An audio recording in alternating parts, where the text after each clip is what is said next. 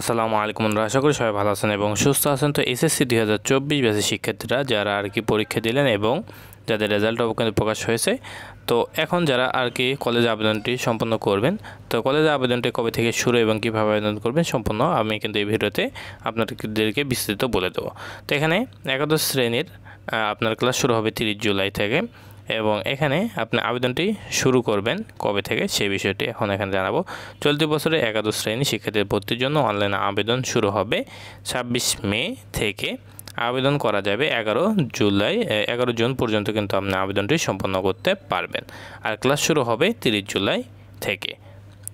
এরপরে এখানে আপনার বলা হয়েছে মাধ্যমিক যে ঢাকা মাধ্যমিক ও উচ্চ মাধ্যমিক শিক্ষা বোর্ড প্রকাশিত নীতিমালা ক্লাস শুরু সংক্রান্ত শিডিউল থেকে এই তথ্য কিন্তু জানা গিয়েছে এবং এখানে আপনার শিডিউল অনুযায়ী প্রথম ধাপের ভর্তির জন্য নির্বাচিত প্রার্থীদের তালিকা প্রকাশ করা হবে 23 জন এবং শিক্ষার্থীদের ভর্তি নিশ্চয়ন করতে হবে 29 জনের মধ্যে। দ্বিতীয় ধাপের ভর্তির আবেদন শুরু হবে 30 জন থেকে, যা চলবে 2 জুলাই পর্যন্ত। এরপরে ঢাকা শিক্ষা বোর্ড জানিয়েছে যে দ্বিতীয় ধাপের আবেদন শিক্ষার্থীদের ফল প্রকাশ হবে 4 জুলাই। এই দিন পছন্দক্রম অনুযায়ী প্রথম দফায় আপনার নির্বাচিত প্রার্থীদের মাইগ্রেশন ফলও প্রকাশ করা হবে। দ্বিতীয় ধাপের ভর্তির জন্য নির্বাচিত শিক্ষার্থী ভর্তি নিশ্চয়ন শুরু হবে 5 জুলাই থেকে, যা চলবে 8 জুলাই পর্যন্ত।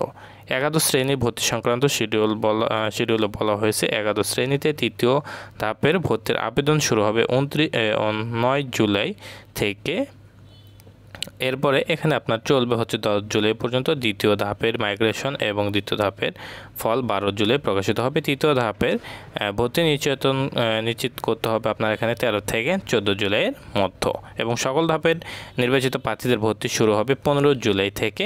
ভর্তি কার্যক্রম চলবে 10 দিন, অর্থাৎ 25 জুলাই একাদশ শ্রেণী ভর্তি শেষ হবে আর একাদশ শ্রেণীর ক্লাস শুরু হবে আপনার এখানে 30 জুলাই থেকে।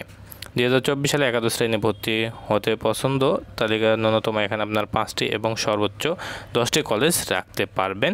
শিক্ষার্থীরা অনলাইনে আবেদন জমা দিতে হবে। 150 টাকা আপনার হচ্ছে পরীক্ষার যে আর আবেদন ফিটা সেটা কিন্তু দিতে হবে। এরপরে এখানে আপনার যে সার্ভিস চার্জ সহ সে কারে কিন্তু আপনার 150 টাকা কিংবা তার বেশি একটু কেটে নেবে আর কি। তো এই ছিল প্রসেস এবং কিভাবে আবেদন করতে হয় সেটা কিন্তু আমি আর আবেদন যে সময় করা হবে সেই সময় কিন্তু এখানে আমি দেখিয়ে দেব এর পরবর্তীতে ভিডিওতে। তো আশা করি সবাই বুঝতে পারছেন। সবাই ভালো থাকবেন, সুস্থ থাকবেন, আমাদের সাথে থাকবেন। আসসালামু আলাইকুম।